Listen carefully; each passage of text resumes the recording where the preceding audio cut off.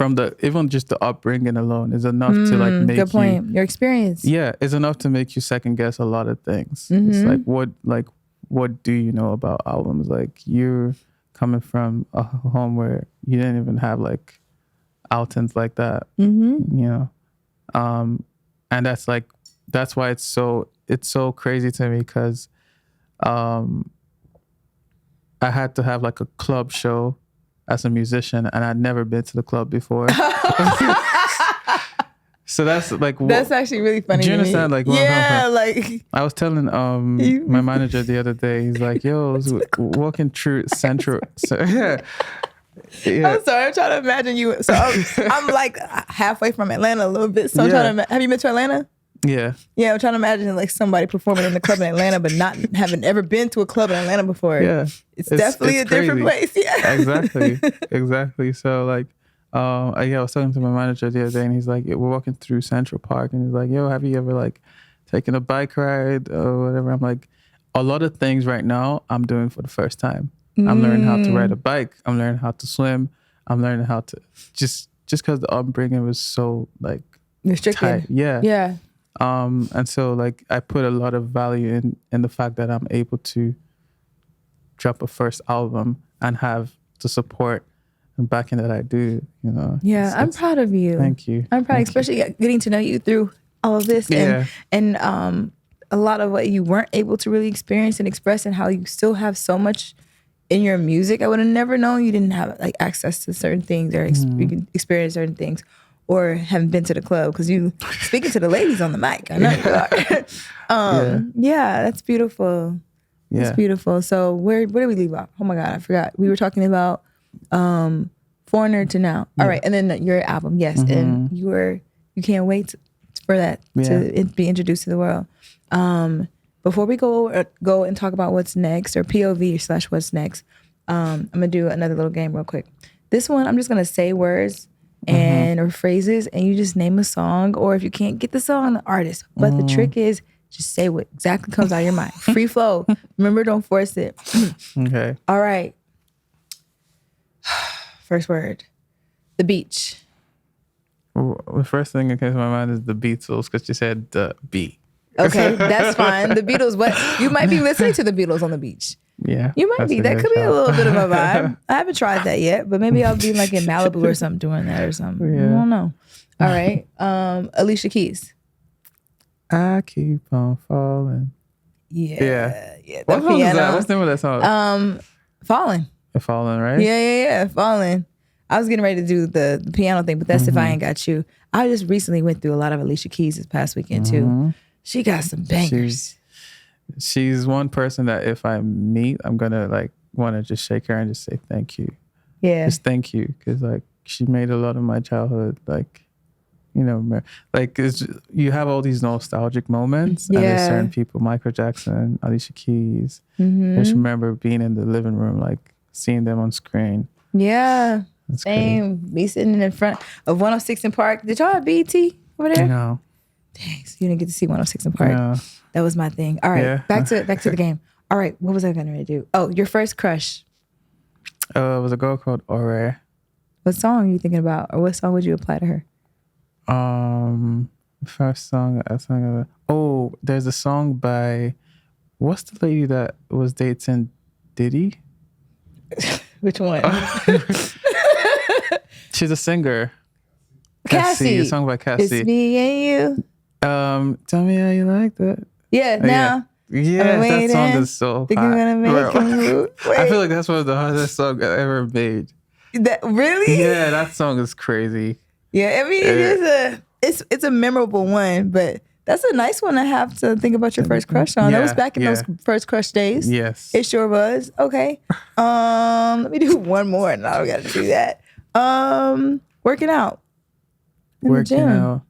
I'm seeing a lot of Dua Lipa. Really? You're a pop star in the gym? Yeah. Okay. Yeah, you need that energy. Yeah. Dua Lipa. What's that song? She has a lot of bangers though.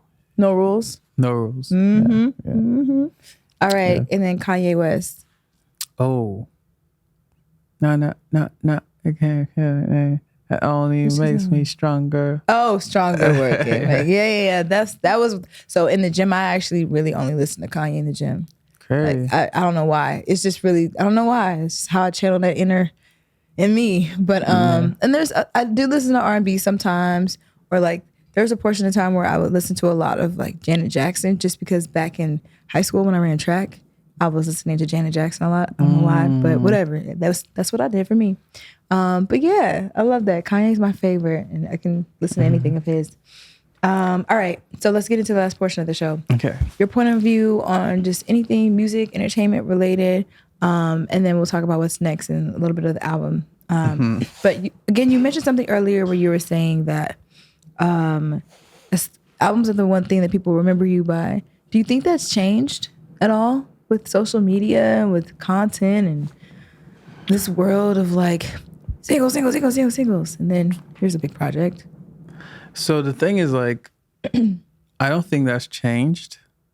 No, music has been on for hundreds of years. I think there's two things. Actually, one thing people remember you by, which is your legacy. You know, and albums hold a huge part of people's legacies. It's almost like an opportunity for people to know who you are as an artist. So if you want to introduce me to someone that an artist you really love, you can't just send me a single. Like, you can't just send me like 2 songs. You got to send me like a body of work. So when I listen from the start to finish, I can be like, okay, this is what this, if the guy's screaming throughout the song, and like his energy is like this, and this is what he's saying on the songs, and this is who he is. You know, that's what albums do for artists. But legacy in general, just like, is mainly what you're about as a person. You know, we know Bob Marley's legacy in the world. Fela Kuti, a lot of people talk about Fela right now. He's passed on like decades ago. But we talk about the fact that he was fighting for like Nigerian liberation from, you know, just like poor governance. So it's like, right now, social media has exaggerated the importance of like being hot right now with singles. Like, we see people that drop fire songs and whatever, and then we forget about them like 10 years or 5 years later. But the people we remember decades later are those that have left a good legacy, those that have left a strong enough legacy. So that's one thing I came to an early realization of. So Nonso Amadi, if he's going to be remembered, you know, by the 5th generation from now, like 500 years or whatever from now, I got to do something more than just like dropping hot songs. You get me? I got to like... You're thinking of that. You're thinking about that, though. That says a lot about you and your artistry and where your heart lies within your intention. Yeah. It's very important, because there's not a lot of artists right now that are thinking that way. But it's actually very, very, very, very key to be on that wave, because even your own kids, you know, they're going to want to talk to their you know, friends about you, and talk to their own children about you. And what do they say? Oh, he dropped a nice song. No, like, he did this, he represented this is what he would, you know. That you got to just like be willing to push past music. Music is just an avenue for something big. Music is a platform, but like, what do you do with that platform? You're on the stage now. How do you shape it? What does it sound like? You have all these millions of listeners, legit. Just imagine you're on a stage and there's a million people around you. Like, are you just Beyonce. gonna be like, yo, donate $1 each, I need $1 million from all of you, and I'm out of here? Or are you gonna stand there and be like, yo, this is what's messed up with the world right now, we gotta each change this and that and that? You know, that's how I just think you could be a little different from... I love that. No, so I love it. That's a clip right there, y'all.